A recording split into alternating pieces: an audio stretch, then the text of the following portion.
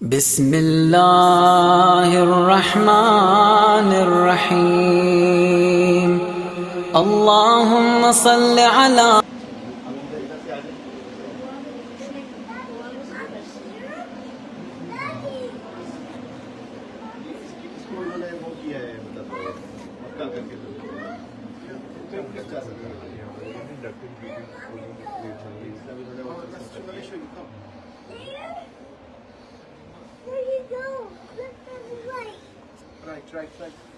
یہ مولا علی السلام کے کنویں کا مقام ہے.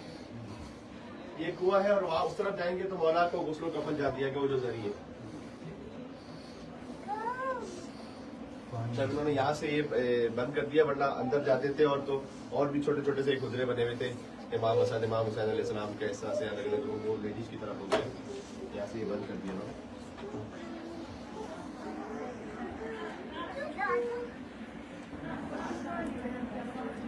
اس کنویں سے پانی حاصل کیا جاتا تھا. گھر کا جو ایک سسٹم تھا اس زمانے میں کہ گھروں کے اندر کنویں ہوتے تھے. جانے کے موٹر لائن وغیرہ تو تھی نہیں.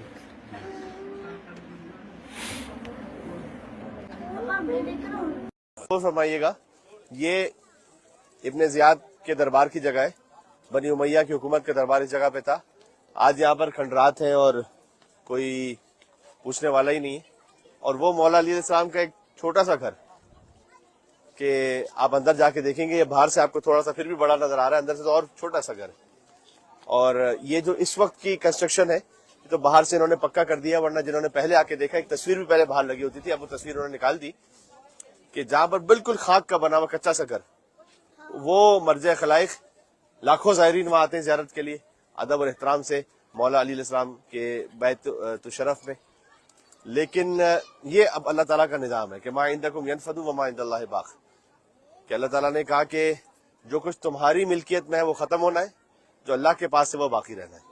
تو امیر المومنین علی بن ابی طالب السلام وجہ اللہ ہے, ید اللہ ہے, عین اللہ ہے, جنب اللہ ہے. تو علی بن ابی طالب کا پورا وجود فنا فی اللہ ہے. وہ آج تک وہ گھر باقی ہے اور وہ زیارت گاہ ہے اور ہزاروں اور لاکھوں کروڑوں لوگوں کے لیے عقیدت ہے اس دل میں. آپ اندر جب جائیں گے تو بیت علی کی زیارت کیجیے گا. اندر جو حجرے ان میں نشان لگے ہوئے, مثلا حضرت امام حسن علیہ السلام کا حجرہ یا امام حسین علیہ السلام کا حجرہ, وہ ایک تصور کے طور پر ہے. مولا علی کے گھر کے اندر کے بارے میں کوئی نہیں جانتا تھا کہ کون سا حجرہ کس کا ہے کس طرح سے نہیں. اچھا, بالخصوص مستورات کے اعتبار سے یہی وہ گھر ہے جہاں بی بی ام البنین سلام اللہ علیہ کے ساتھ مولا کی زندگی گزری, مولا عباس علیہ السلام کے ساتھ.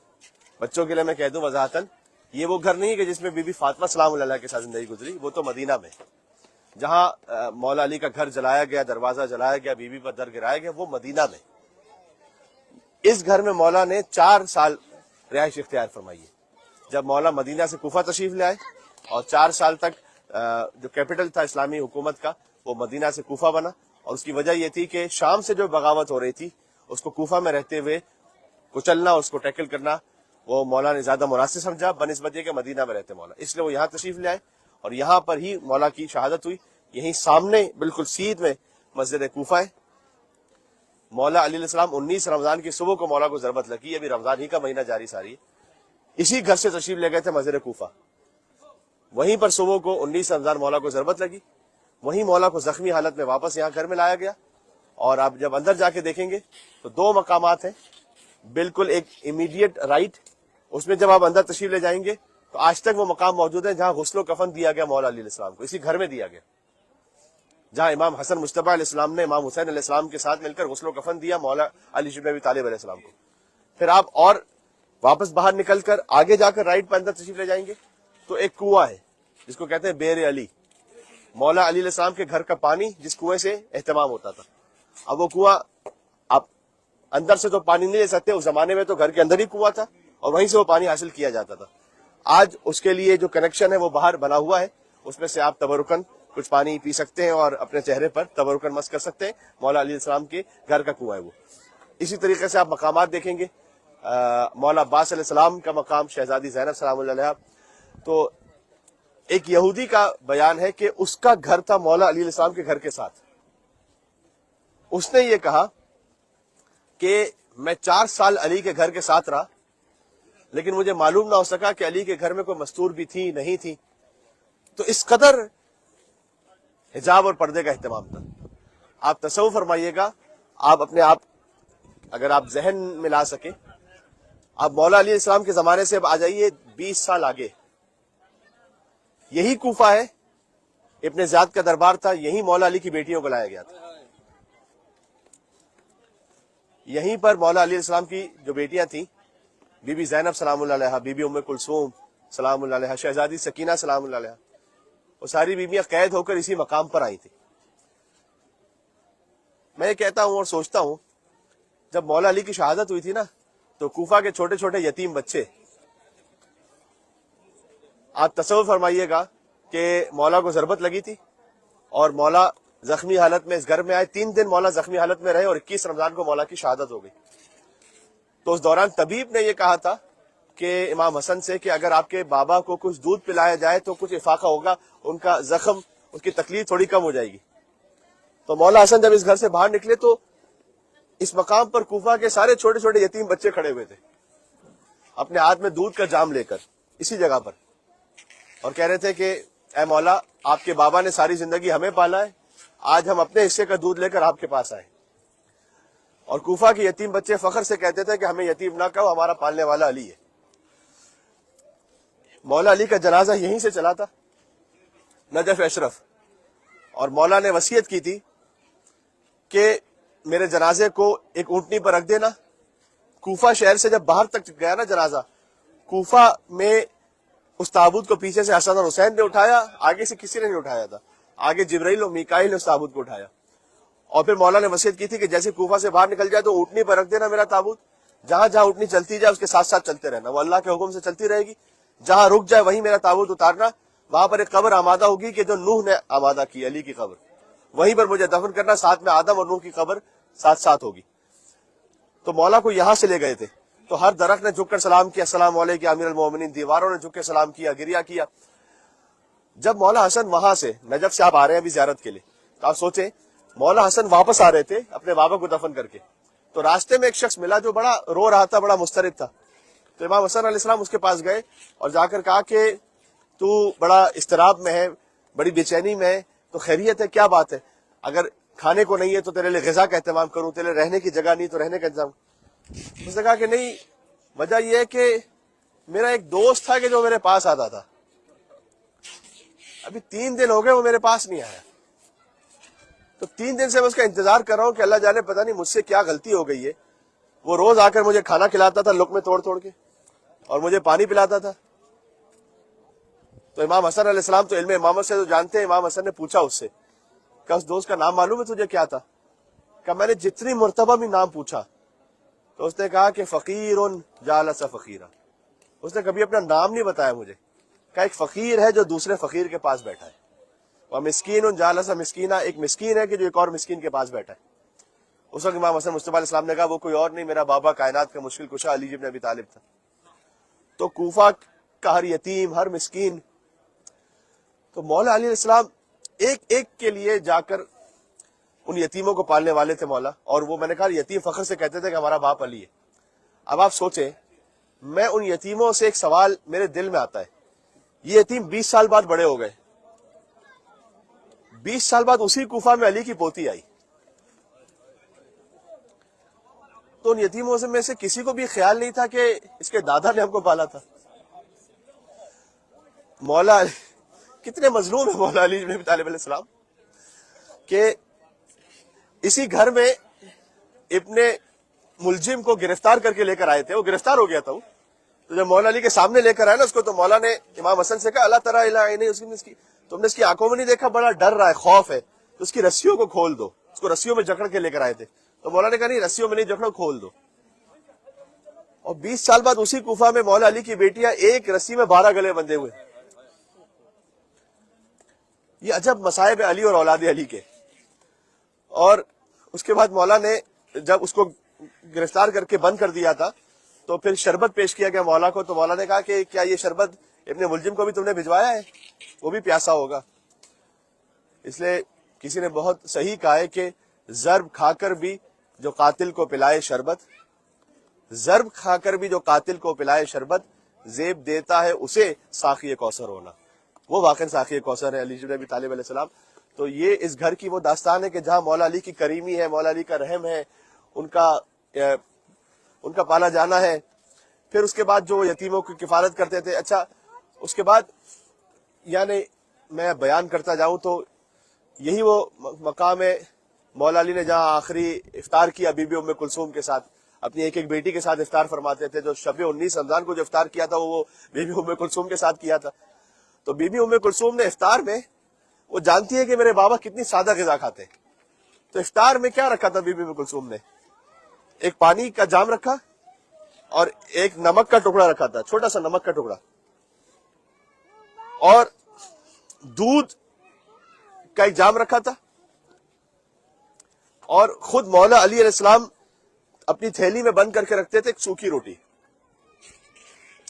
چونکہ مولا اس لیے بند کر کے رکھتے تھے کہ کوئی اس میں روغن تیل نہ لگا دے. اور مولا سے کوئی پوچھتا تھا کہ آپ اتنا سختی کیوں کرتے، تو کہتے ہیں کہ علی یہ نہیں برداشت کر سکتا کہ علی کی حکومت میں کوئی اور ہو کہ جو سوکھی روٹی کھا رہا اور علی روغن لگا کر تیل کے ساتھ روٹی کھائے، یہ علی نہیں کر سکتا. اور پھر مولا کہتے تھے کہ سوکھی روٹی بھی میں پیٹ بھر کے نہیں کھاتا، میں صرف اس لیے کھاتا ہوں کہ اللہ کا حکم ہے کہ آپ نے اس غذا کو کھانا ہے تاکہ آپ زندہ رہیں. تو اتنی سی غذا رکھی تھی بی بی ام کلثوم نے. تو مولا علی نے کیا کہا، میں آپ کو اس لیے سنا رہا ہوں کہ اس گھر کے اندر کی ساری باتیں. تو مولا علی نے کیا کہا کہ اے بیٹی کیا آپ جانتی نہیں ہے، آپ جانتی ہیں نا اس بات کو کہ علی نے ایک وقت میں 2 کھانے استعمال نہیں کیے، تو کیوں آپ نے روٹی کے ساتھ نمک بھی رکھا اور دودھ بھی رکھا ہے، تو ایک اٹھا لے آپ. تو بی بی ام کلثوم نے چاہا کہ میں نمک اٹھا لوں تاکہ میرے بابا دودھ کے ساتھ روٹی کھا لے. تو مولا نے کہا کہ اے بیٹی آپ کے بابا کو نمک بہت مرغوب ہے، دودھ اٹھا لو. اور مولا علی نے شب 19 رمضان بھی فقط نمک اور سوکھی روٹی کے ساتھ افطار کیا. اس کے بعد مولا اسی گھر میں بار بار گھر سے باہر آتے تھے، اور بی بی ام کلثوم کا بیان ہے کہ وہ آسمان کی طرف دیکھ کر کہتے تھے کہ انا للہ و انا الیہ راجعون، ہاں یہ وہی رات ہے، ہاں یہ وہی رات ہے. تو بی بی ام کلثوم نے پوچھا کہ بابا آج آپ کی الگ سے کیفیت ایسی کیوں ہے؟ تو اس وقت مولا نے کہا تھا کہ اے بیٹی میں دنیا میں بڑے بڑے پہلوان آئے علی کے مقابلے میں میدان جنگ میں، علی کے دل میں کبھی خوف آیا ہی نہیں، اس لیے کہ علی حجت خدا ہے، صاحب ذوالفقار ہے. لیکن آج علی کو دنیا کے کسی پہلوان کے سامنے نہیں جانا، آج رب العالمین کے سامنے جانا ہے. اور مولا علی علیہ السلام جب اس گھر سے باہر نکلے تو آپ نے جو مصائب میں سن رکھا ہے میں آپ کو یاد دلاؤں خالی، یہیں پر وہ مرغابیوں نے، چھوٹے چھوٹے پرندوں نے مولا کا راستہ روکا، اسی جگہ پر، کہ وہ اپنی چونچ میں منقاروں میں مولا علی کا کے دامن کو پکڑ کے جیسے کھڑی ہو گئی تھی کہ آپ آگے نہیں جائیے گا. تو مولا علی نے فرمایا تھا کہ اگر ان کے دانے پانی کا خیال رکھ سکو تو ان کو اپنے پاس رکھنا، ورنہ آزاد کر دینا، اس لیے کہ علی نہیں پسند کرتا کہ اس کے گھر میں کوئی جانور بھوکا پیاسا بھی رہ جائے. اور مولا نے کہا تھا کہ النواہ تتبعہ السوائے، ابھی ان کے چیخنے کی آواز آ رہی ہے مرغابیوں کے، کچھ دیر بعد یہی اسی گھر سے میری بیٹیوں کے رونے کی آواز بلند ہوگی.